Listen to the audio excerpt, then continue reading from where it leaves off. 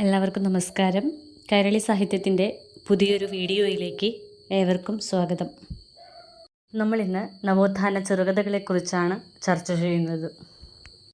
നവോത്ഥാന കാല ചെറുകഥ: തകഴി, പൊൻകുന്നം വർക്കി, കാരൂർ, പൊറ്റേക്കാട്ട്, ലളിതാംബിക അന്തർജനം, സരസ്വതിയമ്മ, ഉറൂബ്, ബഷീർ തുടങ്ങിയവർ ആഭ്യന്തര കൊളോണിയലിസവും വൈദേശിക കൊളോണിയലിസവും സൃഷ്ടിച്ച മരണാനുഭവങ്ങളെ അതിൻ്റെ യാഥാർത്ഥ്യാംശങ്ങളെ നഷ്ടപ്പെടുത്താതെ വിമർശനാത്മകമായി ആവിഷ്കരിക്കുകയായിരുന്നു. 1930-കൾക്ക് ശേഷം കഥകളിലുണ്ടായ വലിയ വ്യതിയാനത്തിന് കാരണം അതിദ്രുതം മാറുന്ന സാമൂഹിക, രാഷ്ട്രീയ, ദാർശനികാവസ്ഥകളായിരുന്നു. വിധേയത്വത്തിൻ്റെ ചങ്ങലക്കെട്ടുകൾ പൊട്ടിച്ചെറിയാൻ ആഹ്വാനം ചെയ്ത മാർക്സ്, സ്വാതന്ത്ര്യസമര പ്രസ്ഥാനങ്ങൾ, ബ്രാഹ്മണമതത്തിനെതിരെയായി ഉണ്ടായ കേരളീയ പ്രതിരോധങ്ങൾ, സഹോദരൻ അയ്യപ്പൻ്റെയും അയ്യങ്കാളിയുടെയും നാരായണ ഗുരുവിൻ്റെയും നേതൃത്വത്തിലുണ്ടായ സമരങ്ങൾ, ബ്രാഹ്മണമതത്തിനും ബ്രിട്ടീഷ് കൊളോണിയലിസത്തിനും ഒരുപോലെ എതിരായ കർഷക സമരങ്ങൾ, വി.ടി.യുടെയും എം.ആർ.ബിയുടെയും മറ്റു പരിഷ്കരണ പ്രവർത്തനങ്ങൾ തുടങ്ങിയവ എഴുത്തുകാരെ നേരിട്ട് സ്വാധീനിച്ചു.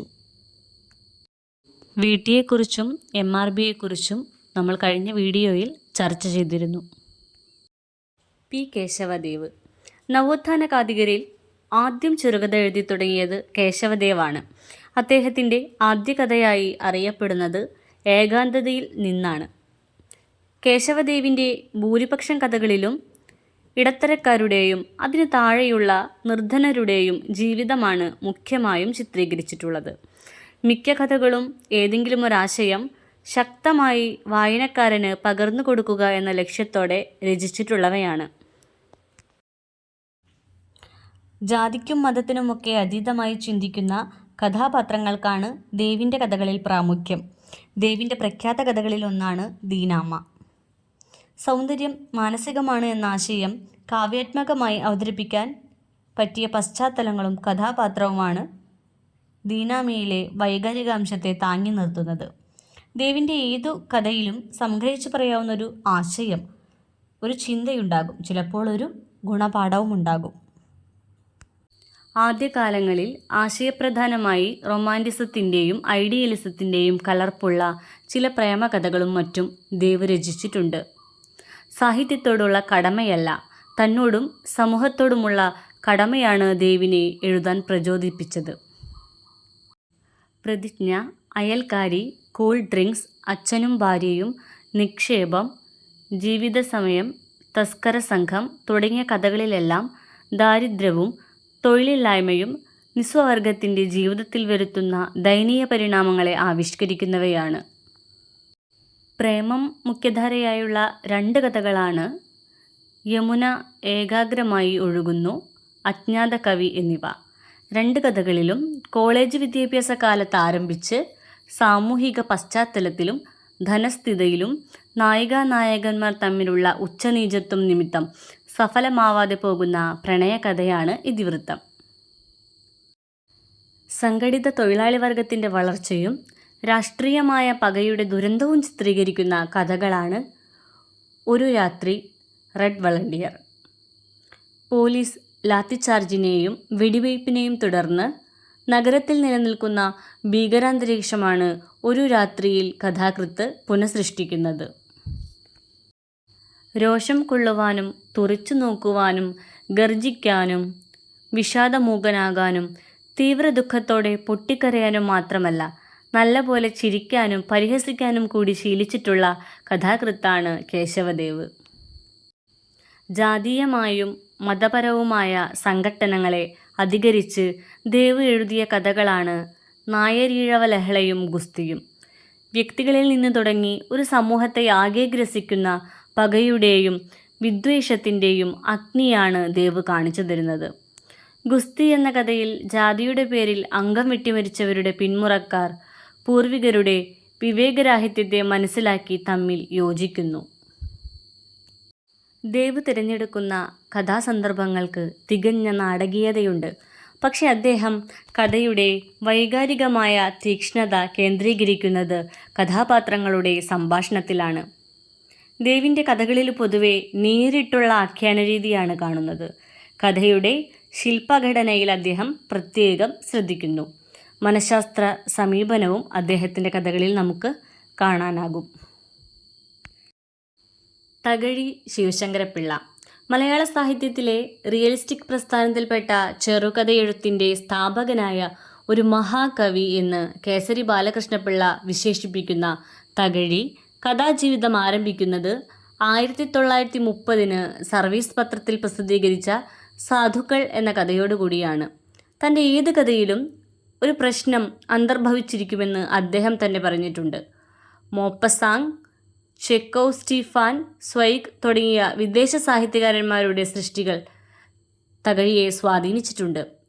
സാമൂഹിക പ്രതിബദ്ധത എഴുത്തുകാരന് ഒഴിവാക്കാനാവില്ലെന്ന് വിശ്വസിക്കുന്ന തകഴി എഴുതിയ കഥകളിൽ ഭൂരിഭാഗവും ദാരിദ്ര്യം മൂലമുണ്ടാകുന്ന മനുഷ്യബന്ധങ്ങളിലെ പൊരുത്തക്കേടുകളാണ്.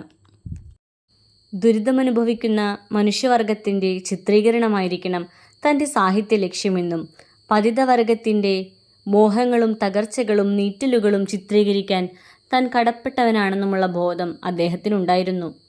മാറിയ സാമൂഹ്യ പരിതോവസ്ഥകൾ ആവിഷ്കരിക്കാൻ തികച്ചും ശക്തമായ റിയലിസ്റ്റിക് രീതിയാണ് അദ്ദേഹം കൈക്കൊണ്ടിട്ടുള്ളത്. ആദ്യകാല കഥകളിൽ യഥാർത്ഥ ജീവിതത്തെ വിമർശനാത്മകമായി അവതരിപ്പിക്കുന്ന നിരൂപണാത്മക റിയലിസവും യഥാർത്ഥ ജീവിതത്തെ കാണുന്നത് പോലെ അവതരിപ്പിക്കുന്ന നാച്ചുറലിസവും കഥകളിൽ പ്രയോഗിച്ചിരിക്കുന്നതായി കാണാം. ആദ്യകാല കഥകളിൽ തകഴി സാർവലൗകികവും സാർവകാലികവുമായ വിഷയങ്ങൾക്ക് പ്രാധാന്യം നൽകി. സാർവകാലിക പ്രസക്തിയും സൂക്ഷ്മമായ ആവിഷ്കാരത്തിൻ്റെ ശക്തിയും കൊണ്ടാണ് വെള്ളപ്പൊക്കത്തിൽ എന്ന കഥ ഇന്നും മലയാളത്തിലെ മനോഹരമായ കഥകളിൽ ഒന്നായി നിലനിൽക്കുന്നത്. ആ കഥയുടെ ആദ്യ ഖണ്ഡിക പോലും തകഴി കഥ പറയുന്ന രീതിയും അദ്ദേഹത്തിൻ്റെ അനാർഭാടമായ ശൈലിയും വിശദാംശങ്ങൾ വരെ ചെന്നെത്തുന്ന സൂക്ഷ്മ ദൃഷ്ടിയും സ്പഷ്ടമാക്കുന്നു. ചേന്നപ്പുലയനും കുടുംബവും വള്ളത്തിൽ കയറി രക്ഷപ്പെട്ടപ്പോൾ നന്ദിയുള്ള പട്ടിയെ അവർ മറന്നുപോകുന്നു. പട്ടിയുടെ സംഭ്രമത്തിലൂടെയും വികാരപ്രകടനത്തിലൂടെയും ജന്തുലോകത്തിൻ്റെ സംഭീതമായ അവസ്ഥകളെ തകഴി അതീവ ശക്തിയായി ചിത്രീകരിക്കുന്നു. വെള്ളമിറങ്ങിയപ്പോൾ ചേന്നപ്പുലയൻ തിരിച്ചെത്തി നായയെ അന്വേഷിക്കുന്ന സന്ദർഭത്തിൽ നിസ്സഹായനായ അവനോട് പോലും സഹാനുഭൂതി തോന്നും. തകഴിയുടെ കഥകളിൽ അന്തർധാരയായി കിടക്കുന്നത് ഈ സഹാനുഭൂതിയും കാരുണ്യവുമാണ്. കുട്ടനാടിൻ്റെ പശ്ചാത്തലത്തിൽ തന്നെ ഒരു പിതൃപുത്രബന്ധം കൈകാര്യം ചെയ്യുകയാണ് തഹസിൽദാരുടെ അച്ഛൻ എന്ന കഥയിൽ. ഇന്ത്യയുടെ വിഭജനകാലത്തിൻ്റെ പശ്ചാത്തലത്തിൽ ഹിന്ദുവും മുസ്ലിമും തമ്മിലുള്ള ബന്ധത്തെക്കുറിച്ച് തകഴി രചിച്ച കഥയാണ് കറാച്ചിയിൽ.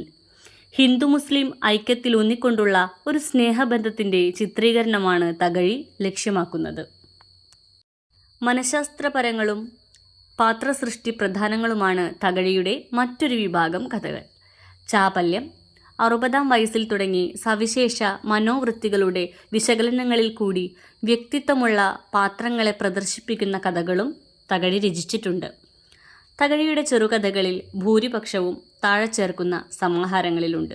ഈ സമാഹാരങ്ങളൊക്കെ നമ്മൾ ഓർത്തു വയ്ക്കുക: ചങ്ങാതികൾ, ഇൻകിലാബ്, മകളുടെ മകൾ, പ്രതീക്ഷകൾ, പതിവ്രത, ഘോഷയാത്ര, അടിയൊഴുക്കുകൾ.